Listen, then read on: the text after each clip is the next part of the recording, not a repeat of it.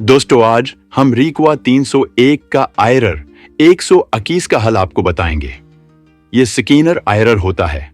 आप मशीन को खोलने के लिए उसके निट खोलें। परिंदे आसमानों में सपनों के पीछे जाते हैं, हम भी जाते अब आप उसका साइड डोर खोलें। जख्मों के साथ चलते हैं।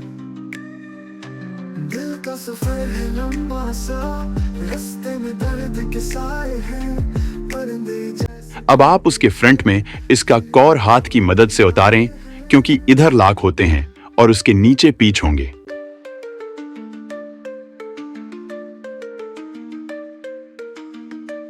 अब सेकनर के तमाम पीच खोलें और बैक साइड में भी खोलें और जेक उतारकर सेकनर खोलकर उसका शीशा और उसके सेंसर जो बलट के पास लगे होते हैं अच्छी तरह साफ करें और देखें अगर सेंसर वाली जगह टूटी है तो उसे एल्फी वगैरह से जोड़ें, क्योंकि अक्सर यूज मशीनें जब बाहर से इंपोर्ट की जाते हैं तो एक दूसरे के ऊपर रखने से इनके स्किनर दब लगने से कहीं से डैमेज हो जाते हैं। एक बात का ख्याल रखें, इनाड़ी बंद मशीन न खोलें। शुक्रिया। जैसे टूटे पर फिर भी